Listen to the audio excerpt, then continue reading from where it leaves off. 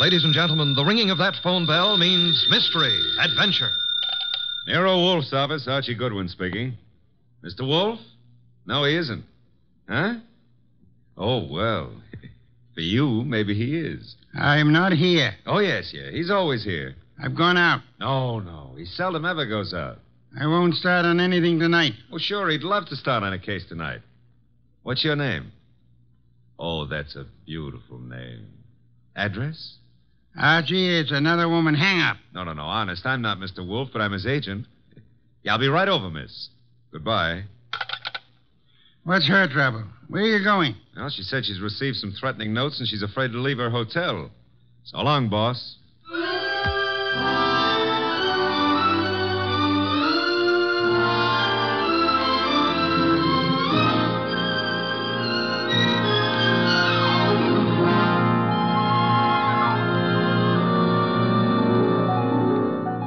Ladies and gentlemen, it's that genius who is the bulkiest, balkiest, most ponderous, and most brilliant detective in the world.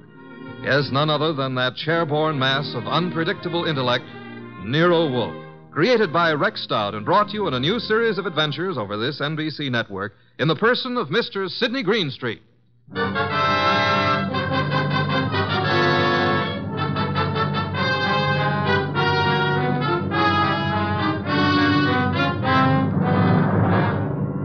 We prefer to call tonight's story the case of the vanishing shells. It didn't seem to be difficult at first, but, well, I'm not a stupid individual, but so often I allow myself to become mesmerized by beautiful women. Heaven bless them. Doris Murray was such a woman. She phoned us first late one afternoon about 5 o'clock, then again at 5:30. Very well, Mr. Goodwin, but I would prefer to see Mr. Wolfe. Well, I said I'd be there at 6, Miss Murray. I don't want to talk any longer on the phone. Please hurry. There's someone at the door. I'll see you in the cocktail lounge at your hotel. At 6 o'clock. That's half an hour. Don't fail. Who is it? Emil Stoner. Oh, come in, Emil. You got my call, darling. Here, let me take your briefcase. I'll just put it here on the piano, Doris. Oh, I'm terribly upset about those threatening notes, darling. I know it's upset you, too, but I'm determined to find out who it is. I'm not going to let them bluff me out of my first chance to play the star part in one of your shows. But look, Doris, there's that other part. Is that all I mean to you? Well, what can they divulge that'll harm us? What? Several things. And I can't afford... I mean at this time... You're frightened, Emil. Doris, I'm going to give the star part to Paula. Paula? You've been divorced for 4 years. Why? Because I feel she can play it better. Is that what you're going to say? Well, I can act rings around her. Now, look, Doris. I know it's a big disappointment to you, but that's the way it is. Get out. Get out. Go on across the hall to Paula. Give her the part. Louse up your show. She and that playwright of hers. Get out, Emil. But, Doris... You frightened little... Get out!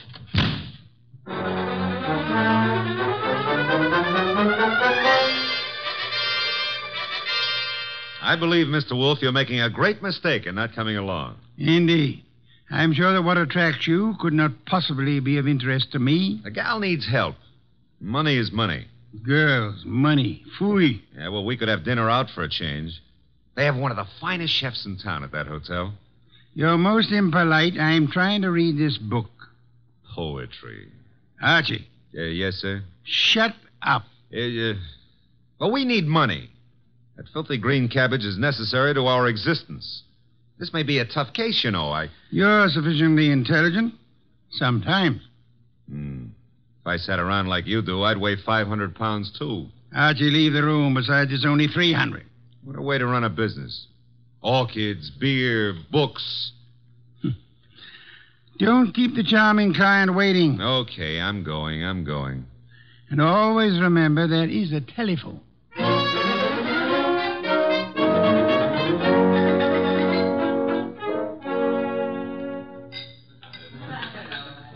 Thank you, waiter. Oh, good evening, Miss Murray. I'm Archie Goodwin. Well, I didn't expect... please sit down. Well, I think I should explain the absence of Nero Wolfe. There's so much of him that it's not too convenient to transport it about. I do all the outside work. And I'm sure you do it well. Mr. Well, you know, some women call me Goodwin and some call me Mr. Goodwin, and, Yes? the unattached call me Archie. Hello, Archie. Oh, splendid. I'm glad to hear it. Now we can get right down to the nasty old business that's troubling you, Doris. First, here's the 500 retainer fee. Well, thank you. Now, what's the note about? Well, there are 2 notes, both printed by hand. Uh-huh. Oh, will you hand me my purse, please? Oh, sure. Thank you. Oh, I see. Doris Moray. If you fail to withdraw from the cast of Stoner's next production by start of rehearsals Monday, both you and Stoner will have a blasted reputation and perhaps other injuries from which you will be unable to recover. The other one is like it, only more vehement. Someone or a group of someones are intent on keeping you out of Stoner's shows, huh? It's too bad. His next one is said to be a sure smash hit and a star-making part for the leading woman. Yes, Emil Stoner wants me to play it.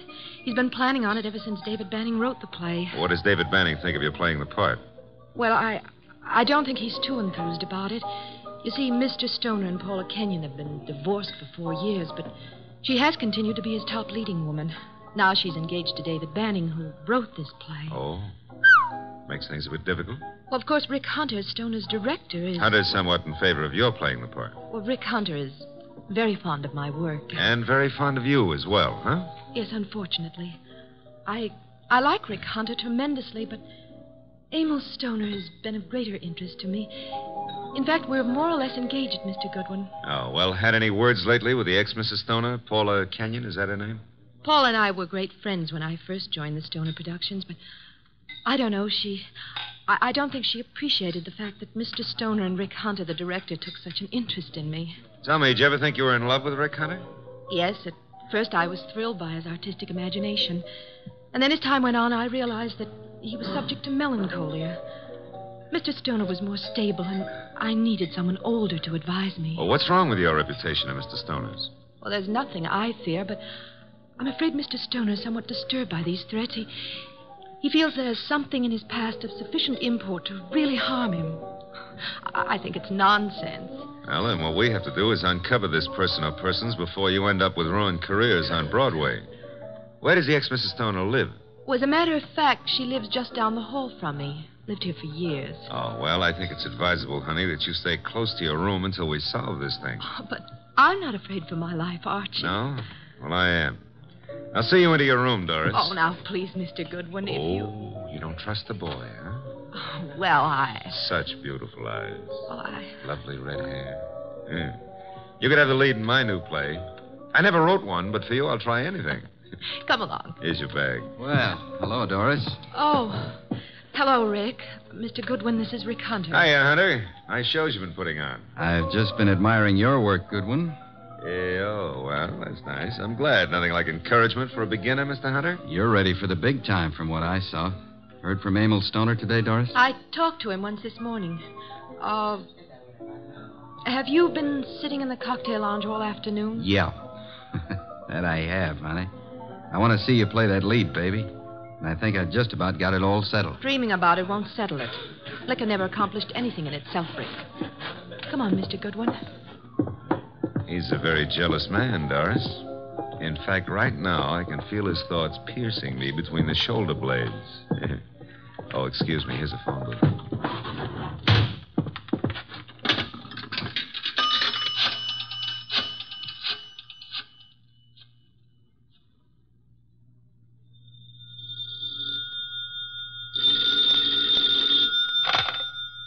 Yes, Archie? How do you know it's Archie?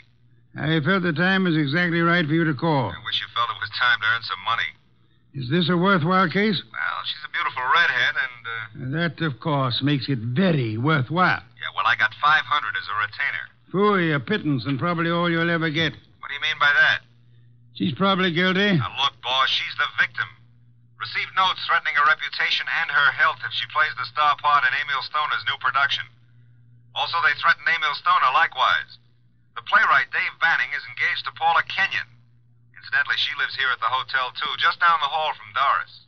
I remember her. And the playwright wants Paula Kenyon to play the part. Well, Archie, you have only the beginning. It is probably too late to prevent whatever is going to happen. Like what, for instance? Have you found a body yet? Call me after you find the body. What body? There's no body. But there will be, Archie. There's always a body where you're concerned. Either a body beautiful or a dead one. Bye.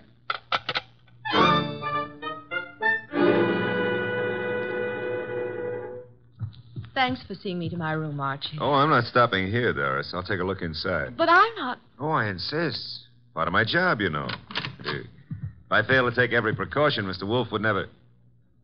Oh, look in that chair. Emil. Emil? Emil Stoner? Oh, 3 red dots on his shirt front. Doris, hold on. I'm all right. Yes, I'm all right. All right, sit down. That's it. Now, let's see. The body's still warm. What's this crumpled in his left hand? A horoscope. Between the fingers of his right hand, an unlit cigarette. Monogram PK. Paula Kenyon. This horoscope is for March. Something he picked up from your desk here? I don't believe in astrology. Where'd he get this cigarette with Paula Kenyon's monogram? Poor Emil. Poor Emil. I didn't believe anyone would really harm us. Why was I so stubborn? When did you see him last? Please, shouldn't we do something? Call the police? No, not yet. When did you see him? Why, I saw him this morning. I'm so shocked I can hardly think clearly. Doris. Yes? There's a briefcase here on the piano with a newspaper on top of it. What? Oh, it is. Yes, it's Emil's. He must have left it here this morning. That's strange. Emil Stoner was bald, but... But what? Well, I'm sure he's a man who always wore a hat, but I see no hat. He must have come up the elevator as I went down to meet you. Who would know he'd come up here? Your director, Rick Hunter, he said he'd been in the bar all afternoon. What else was it he said? Thought he had everything just about settled. Oh, no, Rick couldn't. He just... Oh, Mr. Goodwin, I couldn't believe that. I can believe anything about anybody. I learned that the hard way. In my book, everybody's guilty until proved otherwise. Even you, baby. What? Even you. Yeah.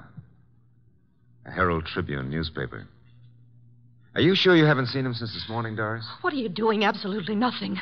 Someone came in here and shot him. Call the police. I insist. Maybe... What? Maybe I did leave my door unlocked. Why did I do that? Well, he couldn't have opened the door otherwise, could he? No. Give me the check room, please. Oh, hello. Do you know Mr. Emil Stoner, the producer? You do? Well, tell me, did he check his hat with you this afternoon or this evening? He didn't, huh? All right, thanks. He must have carried it up here to this floor. Doris, do you have a gun? I own a gun. A small .25 automatic. But it's not here. Where is it? I had the handle repaired, and it's been in my dressing room for a week or 2. I hate to do this, Doris, but I'm going to move the body away from the back of that chair. Oh. There. Yeah, 3 wounds. 1 bullet went through the upper part of the chest, out the middle of the back. I'd say right through the heart. By the angle of the wound, he was shot while sitting down. Please, Mr. Goodwin, must we stay here? I want to give this room a thorough going over. We'll go down to the lobby. I want to use that phone booth again. And, Doris, I hope... I know what you're going to say. You'll hope that gun of mine... is still in your dressing room at the theater.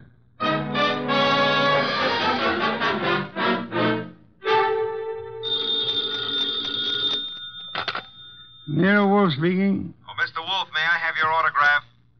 I'm taking a correspondence course on how to be a detective, and I think you're a wizard. It's so kind of you to say so. I would be just thrilled to have your autograph on the bottom of a paycheck. Why are you calling from a phone booth? What? Who said I was? It's obvious. There's no room tone reverberation. Well, you shouldn't have to ask. You know everything before it happens. You found the body then. Happened just before you got there. Oh, now, look, I took the girl up to her room to be sure it was safe for her to go in, and... Okay. And there, sitting in a big leather chair, was Emil Stoner. Shot 3 times with a small caliber gun, dead about an hour. 1 shot went through the body from the upper part of the chest to the middle of back. Therefore, he was shot while sitting down. The killer was standing, huh? I'm listening. Oh. Well, his left hand was clutching a horoscope folder, and between the index and second finger of the right hand was an unlit cigarette with a monogram on it, PK. Emil Stoner is bald, but there was no hat in the room. However, on the piano was his briefcase, and on top of it, a 4 o'clock afternoon edition of the Herald Tribune. Better look in the briefcase, Archie. No weapon? No weapon. But Doris Murray says she owns a .25 caliber automatic, and it's in her dressing room at the theater. Also, she claims she hadn't seen Stoner since this morning. You found no empty shells about the floor? None. What did you do with the bullet? What bullet? The one which passed through his chest and lodged in the back of the leather chair. Are you there? Boss, I'm a very stupid fella. Stop bragging. The bullet. Boss, there ain't no hole in the back of that chair. I just realized it. Maybe he was standing up. Then the killer must have been on stilts. Archie, let us pretend, only pretend, that you're very observant. Now proceed to Paula Kenyon's apartment, just down the hall, you said, and see what she knows without divulging the fact that Stoner is dead. And look sharp. My gears must be slipping. Archie, do you know what great event will be celebrated tomorrow? Yeah, my birthday. What'd you get me? Cuthbert's correspondence detective course in 4 easy lessons. Bye.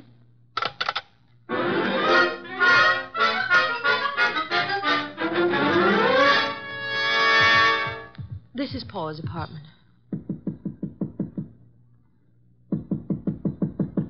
No answer. Let's see if it's open. Oh, there's no one in sight. Come on in. Now, look, if anyone walks in on us, we found the door open and we just came in to wait, huh? Which is the truth, isn't it? Yeah, that's right. Oh. Here on the desk we have a stack of horoscopes, Doris. And a box of Paula's monogrammed cigarettes. Mr. Goodwin. Huh? This is Emil's gray fedora hat. Then he was in this apartment this afternoon. What are you staring at? Oh, small pearl-handled automatic. Yes. .25 caliber. Yeah, it's been fired very recently. We won't touch it now. Does it look like yours? Archie, it is mine. Your initials? I found old Jenkins, the stage doorman at the theater, to look in my dressing room, and... well, my gun isn't there. Did you leave the gun out in plain view in the dressing room? Yes, for several days anyway. Then I put it behind the mirror. I suppose many people have seen it then. I'm sure. I hope, Doris, that your fingerprints are not the only ones on that gun. If they use my gun to shoot him in my apartment, why would they bring the gun back here and leave it in plain Well, sight? maybe they didn't do it just that way. No? His hat's here, the gun is here, and yet he's dead in your apartment. How can you answer that? Well, maybe he was sitting here waiting for Paula, and someone called him out and over to your place and shot him. That's no good. Doesn't make sense. Now, if he was sitting in this chair here and someone entered that door, Hey. What is it? Look in the chair back. Huh? Little round hole. Start looking for some empty shells around here.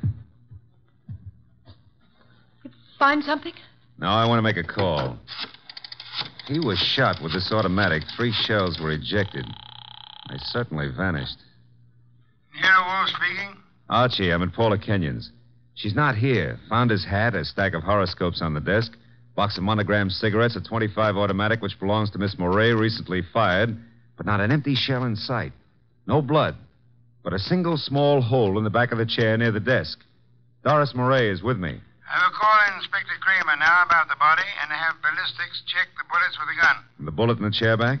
Did you find anything of particular importance in Emil Stoner's briefcase? Yes, I found... Never mind. Bring the girl here at once. Okay, boss. Say, don't you think I'd better wait for Paula Kenyon? Uh-oh, here she is. Bye. Bring her along, too, if you can. Goodbye. Hello, Paula. Well, Doris, what are you doing here? I wasn't aware that I left the door unlocked. Seems to be contagious this evening. I left mine unlocked, too. Hello, Dave. Miss Kenyon, Mr. Goodwin. Hello, Doris. Hello. Archie, this is Dave Banning, the playwright. How are you, Mr. Banning? How do you do? I've heard all about your new play, and I wanted to meet you. Doris thought you might be over here, and the door was ajar, so we... Well... I just walked in.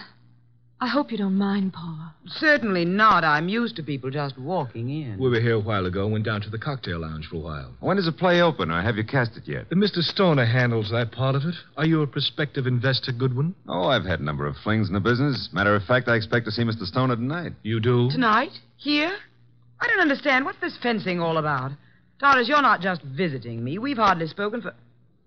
Oh. Is that your gun, Miss Kenyon? It's yours, Doris. Yes, that's right, Paula. It was in my dressing room. When did you see Mr. Stoner last? But I haven't seen him today. I had lunch with him. Why? What hat did he wear at lunchtime, Mr. Banning? Why, the gray fedora. How did it get here? That's Amel's. What is this? What are you two doing here? Where is Emil? Come on, cut out the melodramatics. Mr. Stoner is dead. He's what? Paula. And without any further explanation, I shall have to ask you to accompany me downtown. Police? If you will, please.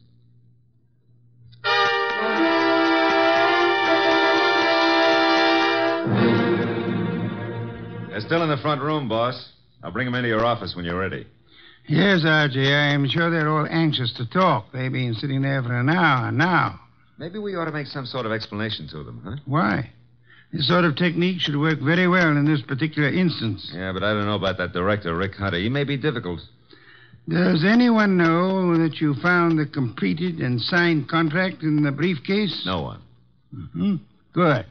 Now we have the threat notes, the contract, the afternoon newspaper, the briefcase, the fedora hat, the gun, no ejected shells, the horoscope, the cigarette, and the 2 chairs. One with a small hole in it. Come in. Ah, Inspector Kramer at last. What have you? Well, we covered every inch of that place and didn't find a single empty shell. There were 2 bullets in the body and the one that passed through him into the chair back in Paula Kenyon's place. They were all 3 fired from Doris Murray's little automatic. Any fingerprints on the gun? None but Doris Murray's. Not unexpected, to say the least. The bullet that was lodged in the chair in Paula's place went through his heart. Now, he was apparently shot in her room, but... But how did he get into Doris Murray's place? I'll be able to explain that when we locate those 3 empty shells, Inspector. Bring our guest in, Archie. Come in, please. Ladies and gentlemen, Mr. Nero Wolfe. Miss Paula Kenyon. Hello. Miss Doris Murray. Hello, Mr. Rick Hunter, the director. How do you do? David Banning, the playwright. How do you do? Won't you be seated, please? May I present Inspector Kramer of Homicide? How do you do, Inspector? Mr. Wolfe has asked you here to give such details as you recall, which might be of assistance to him in the solution of the murder of Emil Stoner. Mr. Hunter, as the director, whom did you favor as the star of your next production? Why, Doris Murray. You have been deeply interested in Miss Murray, Hasn't done me much good. but you do love her. I do. And you are deeply interested in the progress of her career. I am, most assuredly. Did you know that Mr. Stoner had made out and signed a contract for a certain woman to play the lead in the new show? No. You knew that Doris Murray had a gun in her dressing room. Yes? You were in the hotel cocktail lounge all afternoon until you met Doris and Mr. Goodwin. Yes, And you could have seen Emil Stoner into the lobby and go to the elevator. I could. Could you prove that you never left the cocktail lounge until you met Doris and Archie? Maybe not. Did you see Mr. Stoner go into the elevator? I did. Mr. Banning, you wrote the new play. Were you in favor of Miss Murray playing the part? Why, no, I felt Paula Kenyon was better suited for it. You and Miss Kenyon are engaged to be married. Yes. If anything happened to Mr. Stoner, you, as next in line, could assign the role as you saw fit. That's correct. Did you know that Mr. Stoner had made a final decision on the part? I did not. He didn't tell you anything about it at lunch today? No, I made a strong plea for Paula. You know about the gun in Miss Murray's dressing room? Everyone did, apparently. Very well. Miss Kenyon, did Emil Stoner visit your apartment often? Not often. We were not on too friendly terms. Did you phone him to visit you this afternoon? No, who said I did? No one? I merely asked. Were you, by any chance, still in love with Emil Stoner? Now, see here, I don't appreciate that kind of Just talk. relax, Mr. Banning. I was not in love with Mr. Stoner. That was over. You and Doris Murray were at one time very friendly. Yes. Well, I found out how two-faced she was. Emil was a fool to fall for her, but you couldn't tell him anything. All she's interested in is a career. You're not interested in your career, Miss Kenyon. Well, yes, in a way. You wanted the star part. You phoned Stoner this morning. Yes, but he said he was going to give it to her. You knew about Doris's gun? No, I You didn't. recognized it immediately, boss. Well, yes, I knew. What if I did? Then you wrote these threatening notes to Miss Murray. I did not. I did not. You didn't know the contract had already been signed? No. Then you still had a motive to kill him. I wrote those notes. She had nothing to do with it. You can check them on my typewriter. We know, Mr. Banning. We've already done that. I know how it looks, but Paula didn't do it. I knew he was coming to her place. I called him. I knew Paula was out. I did it. If so, what did you do with the ejected shell? I threw them away. How many? 3. Oh, no, David, please don't. I don't believe you, Mr. Banning. Miss Murray, did you know the contract had been made out and signed? No, You're lying, Miss Murray. You said you didn't see Stoner this afternoon. I didn't. You called him and asked him to visit you. You did get the threat notes, and they frightened you. But you didn't know they would frighten Stoner. I did not phone him, nor did I see him. Yes, you did. His briefcase was on the piano. And he was there in the late afternoon because he brought with him a 4 o'clock edition of the Herald Tribune. What if he was there? I didn't kill him. He told you then about his decision. He left hurriedly. Forgot the briefcase and went to Paula's apartment to wait for her. That's not true. That's not true. Filled with rage, you got your gun, which you said had disappeared from your dressing room, then calmly put it into your bag, walked across the hall, and shot him as he sat reading a horoscope. No. Archie, her handbag. Thank you. Notice, I run my finger through a hole in the corner. She fired through the bag. And see, 3 empty shells. No. And here's the contract made out to Paula Kenyon. Too bad, Miss Murray.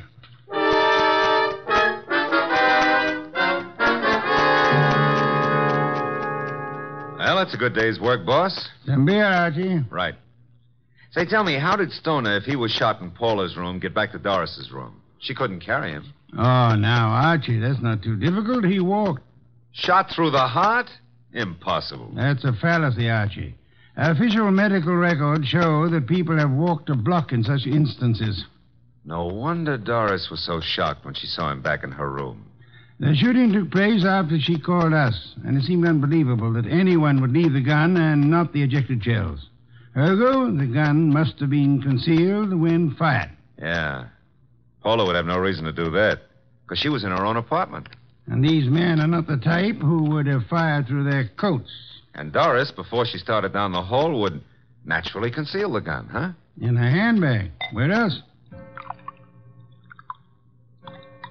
Boss, midnight. It's another day. I'm a year older. Yes. Cuthbert's correspondence detective course in 4 easy lessons. Happy birthday, Archie.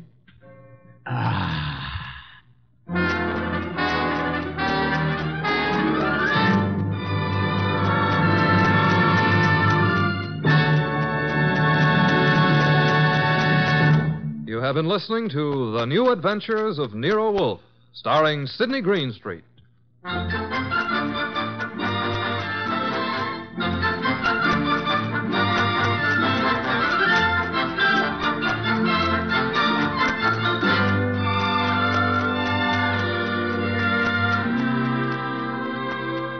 Tonight's transcribed story was based on the characters created by Rex Stout. This is an Edwin Fadiman program, produced and directed by J. Donald Wilson.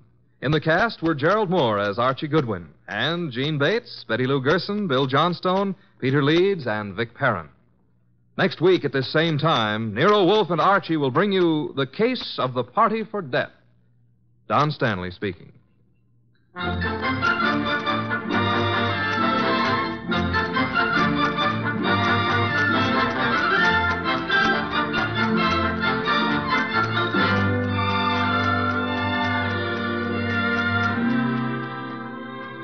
3 chimes mean good times on NBC.